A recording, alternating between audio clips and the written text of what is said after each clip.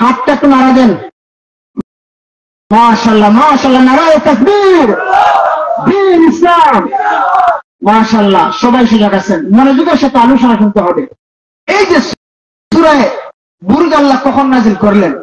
যখন আমার আপনার নবী, বিশ্ব নবী রাহমাতুল আলামিন মক্কার জমিনে দাওয়াত দিতে লাগলেন, এক পর্যায়ে যখন নবীজি এবং সাহাবায়ে কেরামদের উপর নির্যাতন শুরু হয়ে গেল, অমনি মুহূর্তে সাহাবায়ে কেরাম কষ্ট সহ্য করতে পারে না, ডাক দেখে নবীজি মক্কার থাকতে চাই না, হিজরত কইরা আমরা অন্যত্র চলে যাই। অমনি মুহূর্তে আমার আপনার নবীও কষ্ট পায়। নবীজি তায়েফের ময়দানে রক্ত জড়াইছেন কি জড়াইছেন না? নবীজি তায়েফের ময়দানে বিগত বছর আমি আলোচনা করেছিলাম, মনে আছে? নবীজি তায়েফের ময়দানে রক্ত জড়াইছেন, নবীজি মক্কার ওকাজের বাজারের মধ্যে রক্ত জড়াইছেন, নবীজিকে মক্কার বেঈমান কাফেররা নবীজিকে পাথর মারছে, নবীজিকে নির্যাতন করেছে কি করছে না?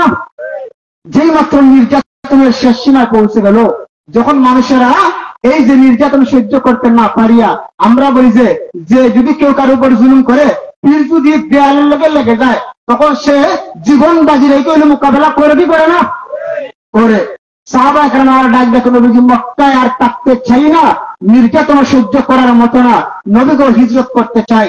ওই মুহূর্তে আমার আল্লাহ ডাক দেখো, জিবরাইল আমার নবীর কাছে যাও, আমার নবীর মনের মধ্যে বড় কষ্ট, জিবরাইল আমার নবীর সাহাবীদের মনের মধ্যে বড় কষ্ট, আমি আল্লাহ সহ্য হয় না, যাও এই মুহূর্তে সূরা বুরুজ খানা নিয়া নবীর কাছে নাজিল করো, নবীর কাছে নাজিল করিয়া আমার হাবিব মুহাম্মদ আরবিকে সান্ত্বনা দিয়ে দাও। এরকম সুবহানাল্লাহ।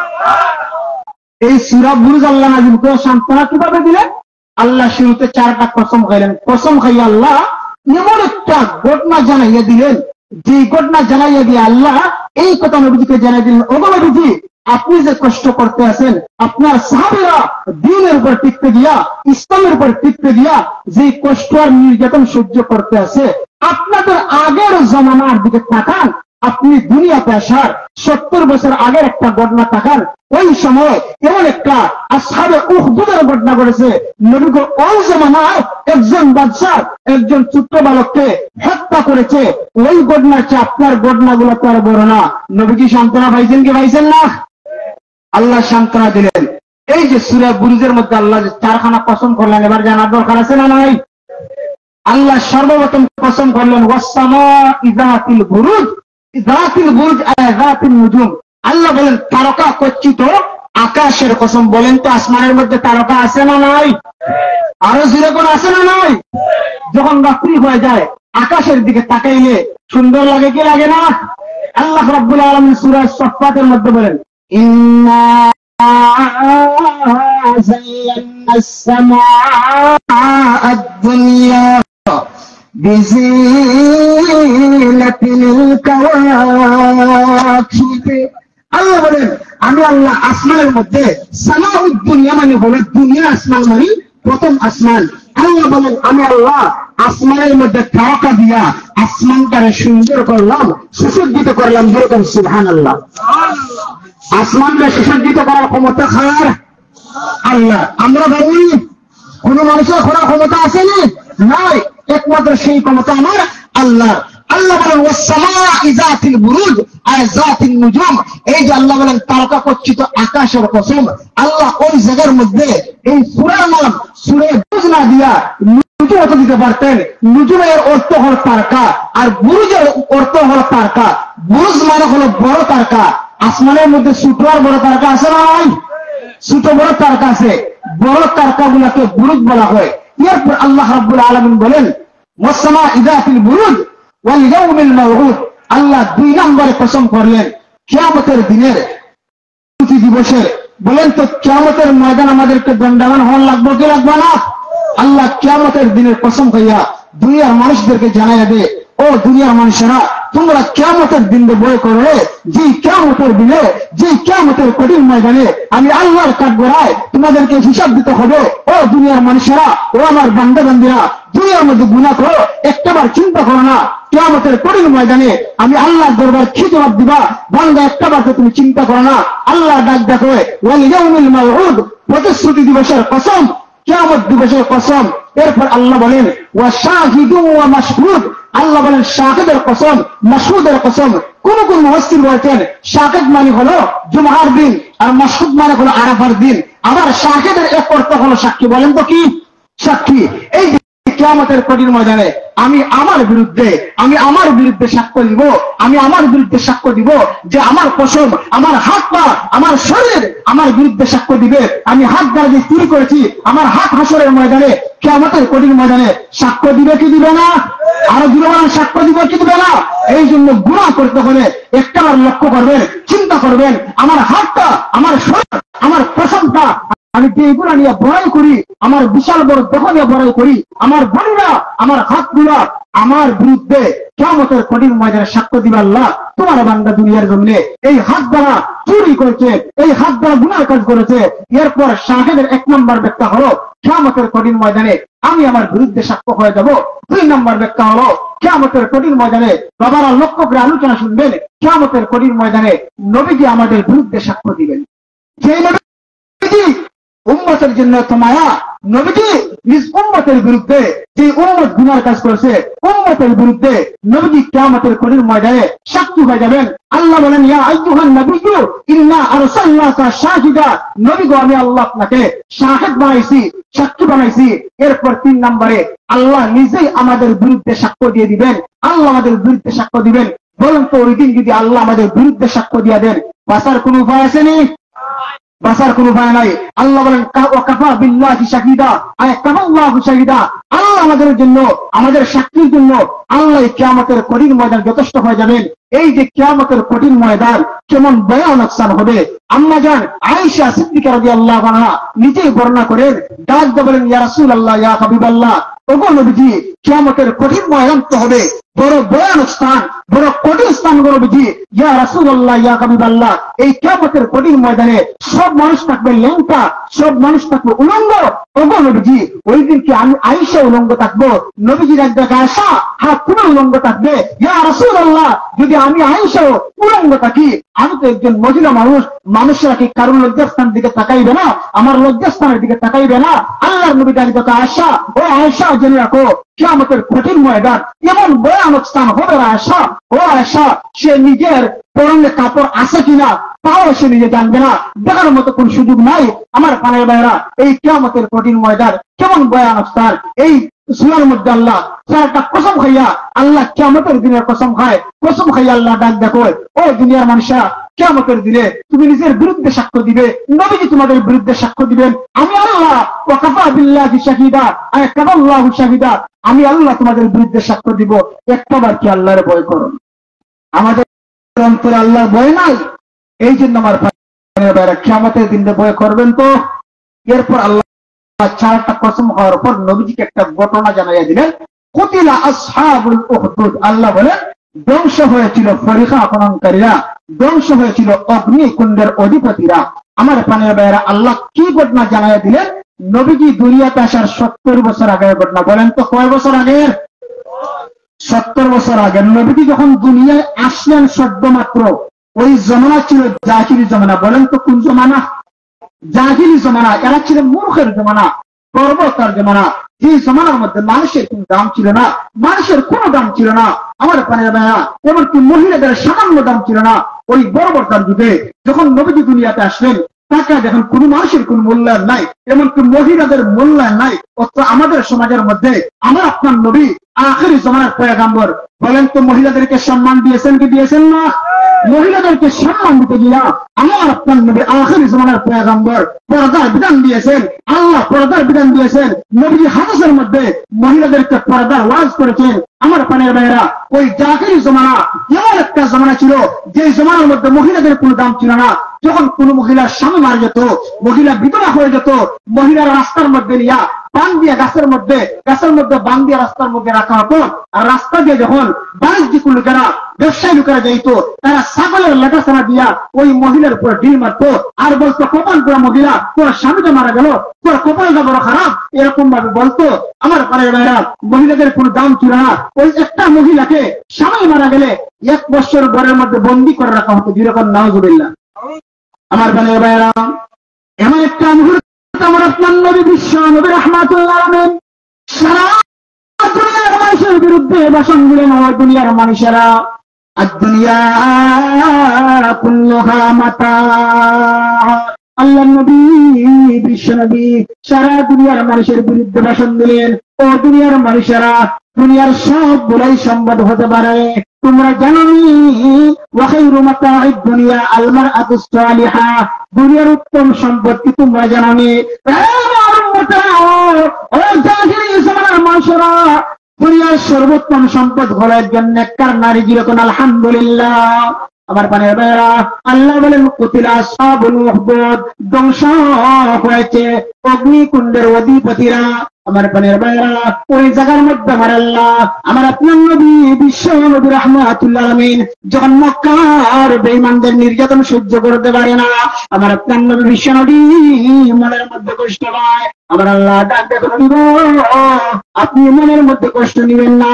ইয়া রাসূলুল্লাহ, ইয়া হাবিবাল্লাহ, আপনার জমানার আগের জমানা, আপনি দুনিয়াতে আসার 70 বছর আগের ঘটনা, আপনি ওই করোনার দিকে লক্ষ্য করুন গো নবী। নবী গো, কষ্ট শুধু এই জমানায় না, আগের জমানায় কষ্ট ছিল গো নবীজি। আপনারা যদি এই সমস্ত নবীরা কালিমার দাওয়াত দিয়েছেন, নবীদের উম্মতেরা নবীদেরকে নির্যাতন করেছে গো নবীজি। আমার পানের ভাইয়েরা, আগের জমানায় নবীজি দুনিয়াতে আসার 70 বছর আগে একজন বাদশা ছিল, যার নাম ছিল ইউসুফ জুনওয়াস। বলেন তো নাম কি? ইউসুফ জুনওয়াস।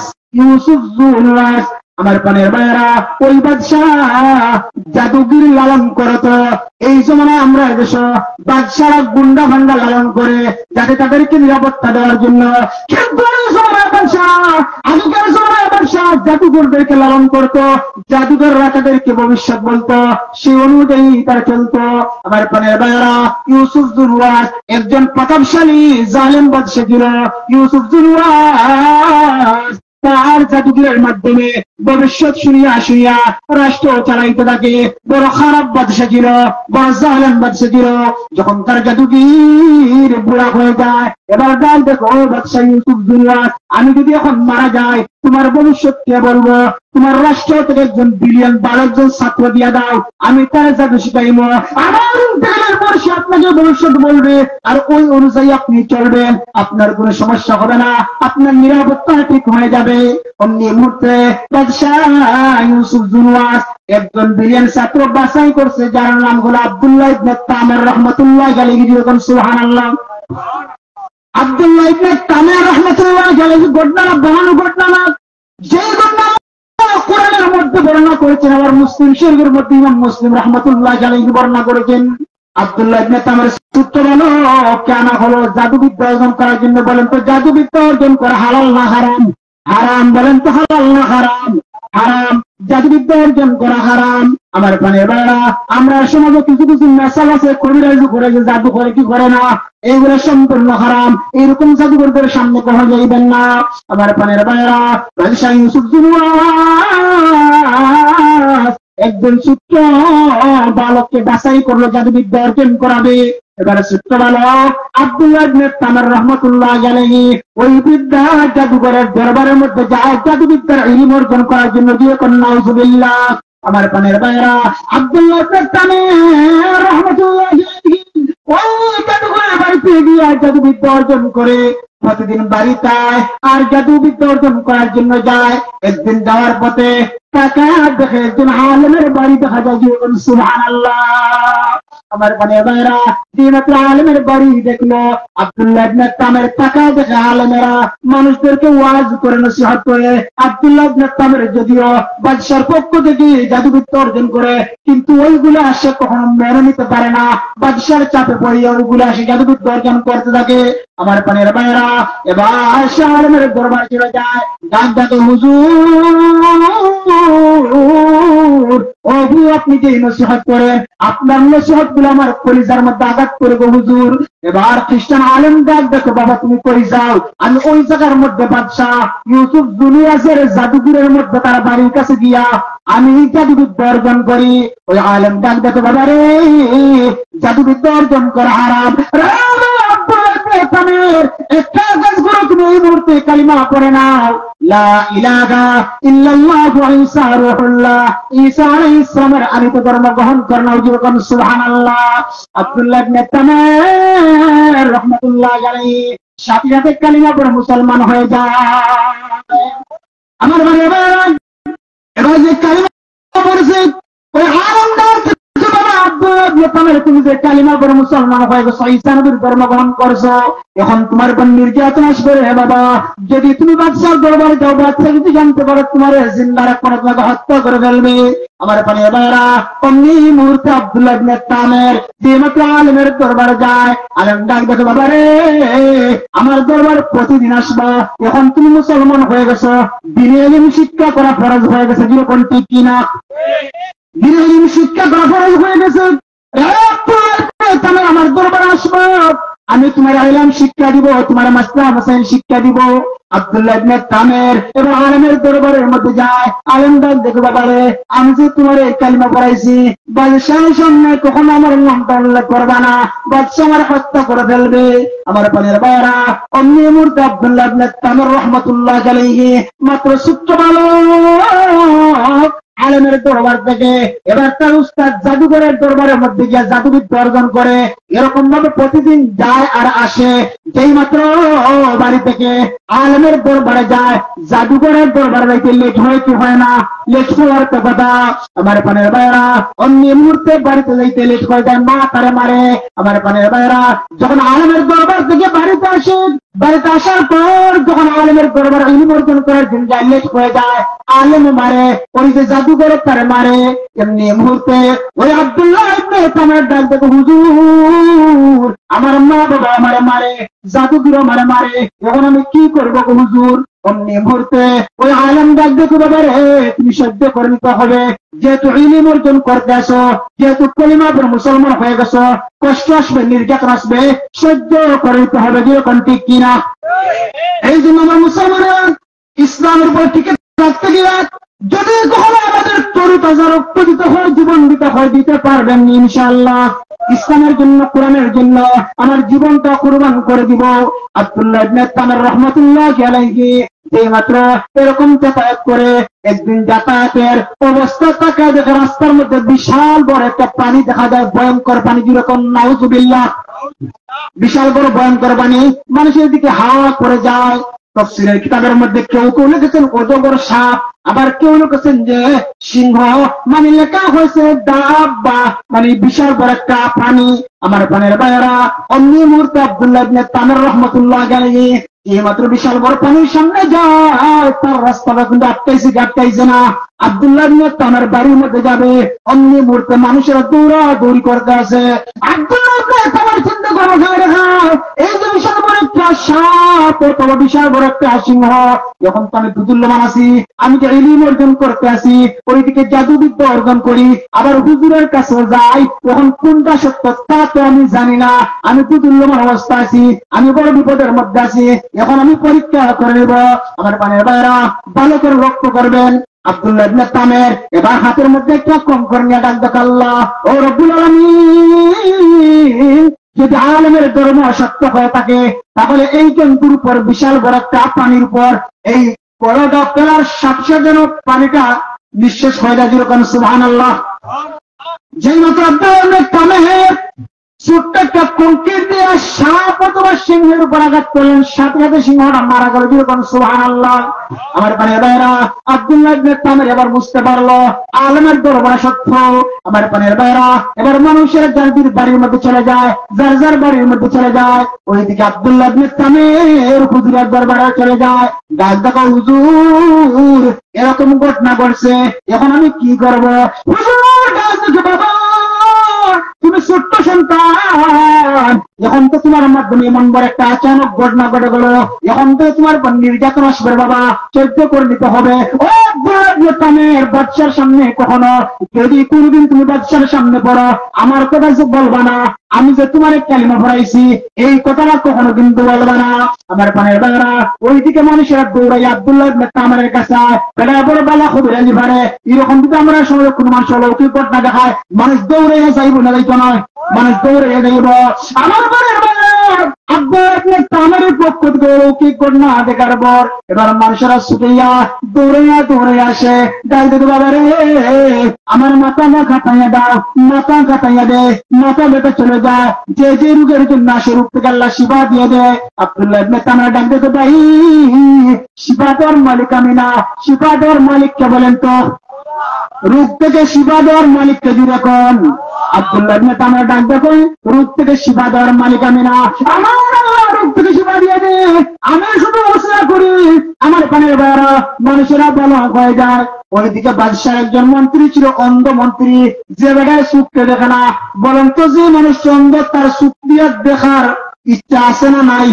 ইচ্ছা থাকেনি না থাকে না?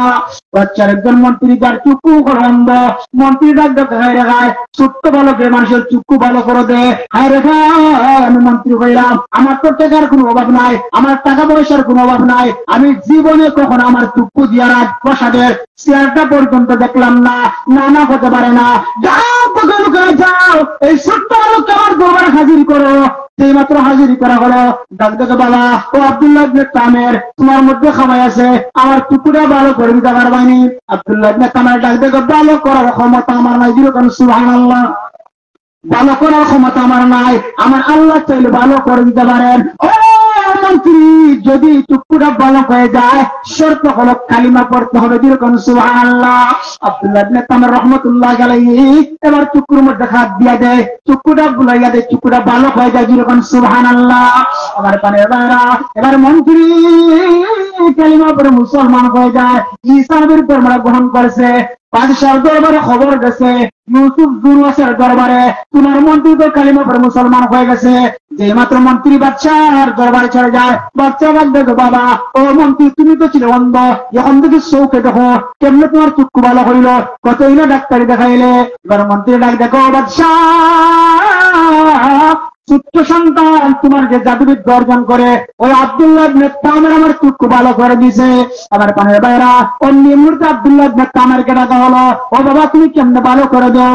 অন্য মুহূর্তে আব্দুল্লাহ ইবনে তামের ডাক দেখো, ও বাদশাহ আমি ভালো করি না, ভালো করার ক্ষমতা আমার নাই, আমার আল্লাহ ভালো করে দে, আল্লাহ সব করে আমার কোনো ক্ষমতা নাই। বলেন তো এই দুনিয়ার কোন মানুষের কোনো ক্ষমতা আসেনি? কোনো ক্ষমতা নাই, ক্ষমতার মালিক কে? আমার আল্লাহ ক্ষমতার মালিক। আমার পানের বাইরা অমনি মুহূর্তে ডাক দেবে বাবা আল্লাহ আবার কে? আমি না তোমার আল্লাহ। আগেকার জমানায় বাদশারা যখন বেশি দিন শাসন করতো তারা নিজেদেরকে খোদাই দাবি করতো, যেরকম নাউজুবিল্লাহ, আরো যেরকম নাউজুবিল্লাহ। অমনি মুহূর্তে বাচ্চা ইউসুফ জুলওয়াস ডাক দেখো আব্দুল্লাহ ইবনে তামের আল্লাহ বারকে আমি না তোমার রব। আব্দুল্লাহ ইবনে তামের ডাক দেখো তুমি কখন আমার রব হতে পারো না, তোমার রব যিনি তিনি করেন আমার রব।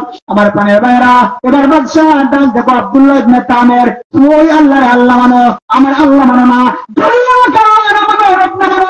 আমি তোমার হত্যা করে ফেলবো।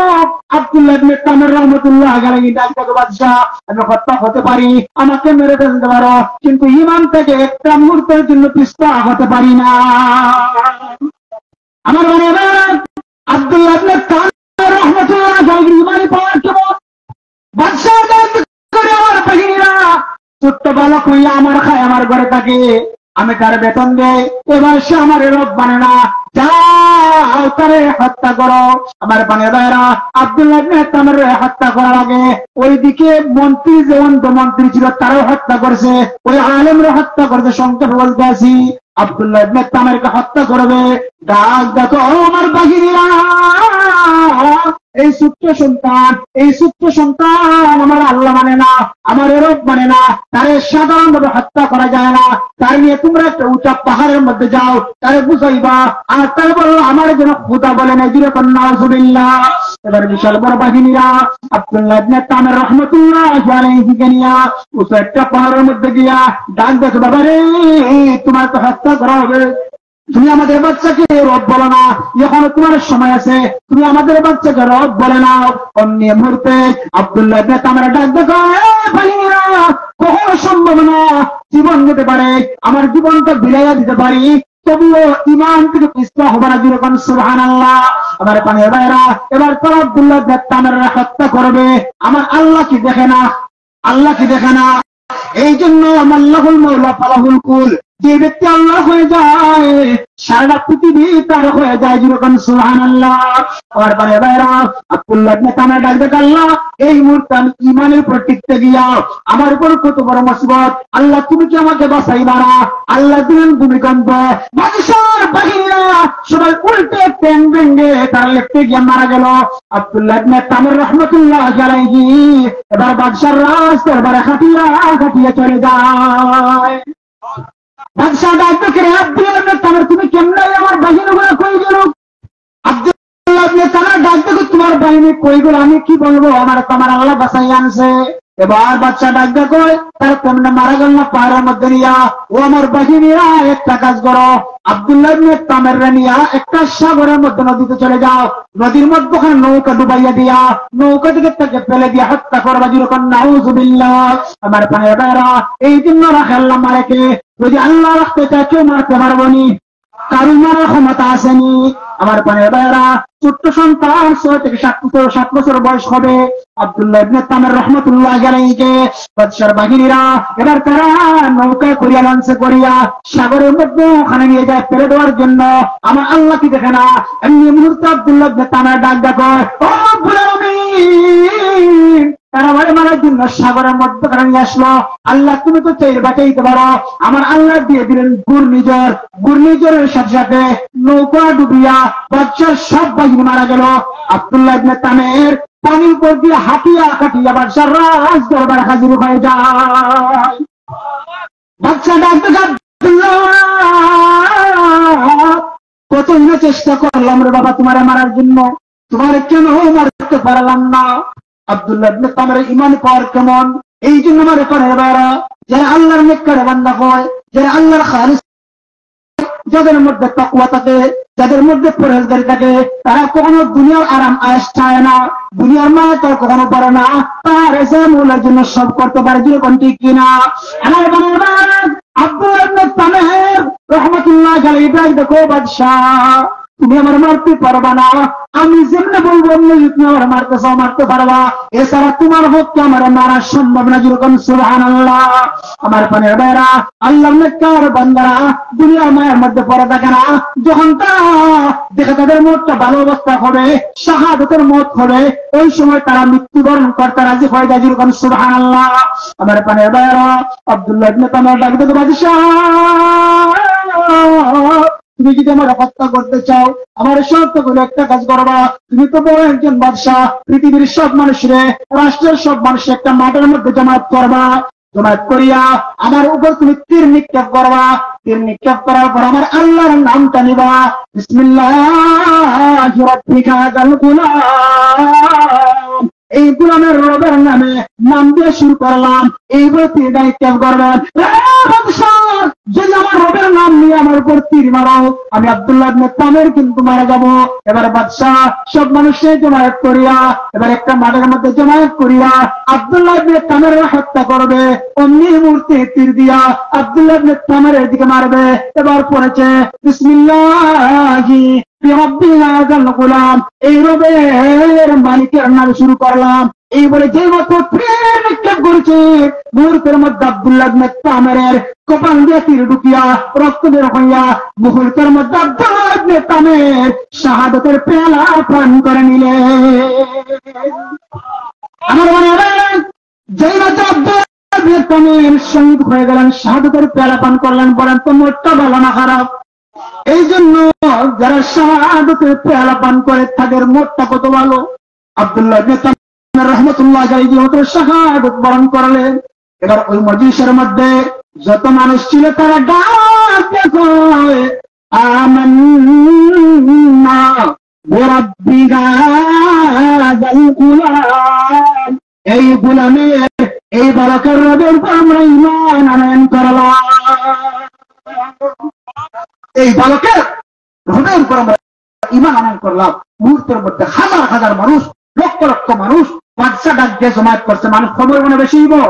এবার সব মানুষ কালিমা করে মুসলমান হয়ে যায়। বাদশা ডাক দেখো, তাহলে মাইরা তো করলাম আরব বিপদে, যে থাকে আমি আমাকে রব ডাকার জন্য এত নির্যাতন করলাম, যখন তারা আমি মারলাম, তারা একজন মারলাম, মারার সাথে সাথে এত লক্ষ কোটি মানুষ কালিমা পইরা ইসলামের আনিত ধর্ম গ্রহণ করলো। কায়রা হয় কি হলো?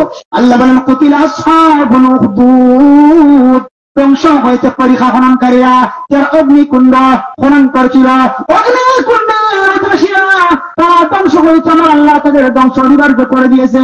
জানি তাদের খাসারত কি ছিল, তারা একটা গুরুত্ব বানাইয়া যখন বাদশাহ দেখলো সবাই কালিমা পড়ে মুসলমান হয়ে গেছে, এখন কি করা যায়? ওদেরকে হত্যা করতে হবে, কেউ দুনিয়ার জন্য রাখবো না, যারা ইসলামিক ধর্ম গ্রহণ করছে সবাই হত্যা করতে হবে। তারা বিশাল বড় একটা গর্ত খনন করিয়া গর্তের মধ্যে আগুন দিয়া মুসলমানদেরকে জ্বালাইতেছে। ভালো করে লক্ষ্য করে মুসলমানদেরকে অগ্নির মধ্যে ফেলে দেয়। একদিনে 20,000 মুসলমানকে আগুনের মধ্যে ফেলে দিয়ে হত্যা করেছে। নাউজুবিল্লাহ। অমনি মুহূর্তে ওই গর্তের মধ্যে যখন মুসলমানদেরকে ফেলে দেয়, ওই গর্তের মধ্যে ফেলে দিবে একজন মহিলা, তার কুলের মধ্যে ছিল একটা সন্তান, সে ছোট্ট সন্তান নিয়ে মা আগুনের মধ্যে যে মাত্র জাপ দিবে, ওই মা চিন্তা করে দেখায় আমার সন্তান কুলের শিশু নিয়ে আমি কেমন আগুনের মধ্যে জাপ দেয়, এরা তো হতে পারে না, আমি মার জীবন চলে যাক, কোনো অসুবিধা নাই, আমার সন্তানটা আগুনের মধ্যে জ্বলবো, আমি মা সহ্য করতে পারি না। অন্য মুহূর্তে আমার আল্লাহ ছোট্ট সন্তানের জবানটা করে দিলেন। ওই সন্তানটা দেখে মা তুমি চিন্তা করিও না গো মা, এরা যদি আগুন আসে আগুন না, এই আগুনের মধ্যে আল্লাহ তোমার এবং আমার জন্য জান্নাত বানাইয়া রেখেছেন। যেরকম সুবহানাল্লাহ। এই আগুনকে গো মা আল্লাহ আমাদের জন্য জান্নাত বানাইছে। এই জন্য বলেন তো আগুনকে জান্নাতের বাগান বানানোর মালিককে? আল্লাহ ইব্রাহিম নবীর জন্য আগুনকে জান্নাত বানাইছেন কি বানাইছেন না? আল্লাহ ছোট্ট বাচ্চার জবান খুলে দিয়া আল্লাহ এবার মহিলাকে জানাই দিলেন এটা হলো আগুন না, এটা হলো জান্নাত। আমার পানের ভাইরা, এই জন্য ছোট্ট বাচ্চারে কথা বলার ক্ষমতা কার আছে? কথা বলানোর ক্ষমতা কার আছে? একমাত্র আল্লাহ। ঈসা আলাইহিস সালাম যখন কুলের শিশু ছিলেন, যখন মরিয়ম আলাইহিস সালামের উপর যখন কওমের লোকের তারা এবার অপবাদ দিয়ে দিল, মরিয়মের জামাই নাই, স্বামী নাই, সন্তান কেমনে হইল, ওই মুহূর্তে হযরত মারিয়াম আলাইহিস সালাম ঈসা নবীর দিকে ইশারা করলেন। আল্লাহ ঈসা নবীর জবান খুলে দিয়া মারিয়ামের সত্যতা প্রমাণ করে দিলেন। অমনি মুহূর্তে ঈসা নবী ডাক দেখে আলা ইন্নী আব্দুল্লাহ, আমি হলাম আল্লাহর বান্দা, আমি হলাম আল্লাহর বান্দা, জালানি নবিয়্যা, আল্লাহ আমাকে নবী বানাইয়া ফেলাইছে। সুবহানাল্লাহ। এতে আমার পানের ভাইরা, এই যে কতিলা আসহাবুল উখদুদ ধ্বংস হয়েছিল পরীক্ষা খননকারীরা, আমার পানের ভাইরা এই যে মুসলমানদেরকে হত্যা করেছে, আমার পানের ভাইরা এই সূরাখানা এবং এই ঘটনাগুলা, এই যে ঘটনা আসহাবে উখদুদের ঘটনা, আব্দুল্লাহ ইবনে তামারের ঘটনা, আল্লাহ রাব্বুল আলামিন আমার আপনার নবীকে 70 বছর পরে জানাইয়া দিয়া ডাক দেখো নবীজি, চিন্তার কোন কারণ নাই, আপনার আগের জমানায় মুসলমানেরা নির্যাতনের শিকার হয়েছে, নবী গো আপনি কষ্ট করিয়া আপনি কালিমার দাওয়াত দেন, সবরের সাথে কালিমার দাওয়াত দেন, আমি আল্লাহ কামিয়াবি দান করবো। সুবহানাল্লাহ। আমার পানের ভাইরা, গভীর রাত হয়ে গেছে, অনেক রাত হয়ে গেছে, আমিও সিলেট থেকে আসছি। আমার পানের ভাইরা, এত রাতের আসরে আলোচনা করা ঠিক না, ঘুমেরও প্রয়োজন আছে, আবার ওইদিকে ফজরের নামাজ আছে। আমার পানের ভাইরা, এই জন্য নজরুল রহমতের সময় এই যে আমরা সূরা বুরুজ থেকে আলোচনা করছি, বলেন তো কোরআন কয় পারা? 30 পারা। কোরআন 30 পারা। এই কোরআন এটা এমন একটা কোরআন, কিয়ামতের কঠিন ময়দানে কোরআন বান্দাবান্দিদের জন্য সুপারিশ করবে। সুবহানাল্লাহ। নবীজি বলেন আসিয়াম ওয়াল কোরআন ইয়াশফাআন লিল আবদ, কিয়ামতের কঠিন ময়দানে রোজা এবং কোরআন বান্দাবান্দির জন্য সুপারিশ করবে। রোজার মাস আসতে আসতে কয়েকদিন পরে, আর ওইদিকে কোরআন, যে কোরআন আল্লাহ ওই রোজার মাসে নাজিল করেছেন, এটা এমন একটা কোরআন, যে কোরআনটা, যে কোরআনকে যে গ্রহণ করবে সেই কোরআন মানুষকে আল্লাহর তিনি জান্নাত পর্যন্ত পৌঁছায় দেয়। যেরকম সুবহানাল্লাহ। এই জন্য আপনার জান্নাতে যেতে রাজি আছেননি আমার পানের ভাইয়েরা? এই যে কোরআন 30 পারা কোরআন, এই কোরআনের মহব্বতে, 30 পারা কোরআনের মহব্বতে আমি এই মজলিসের মধ্যে আমি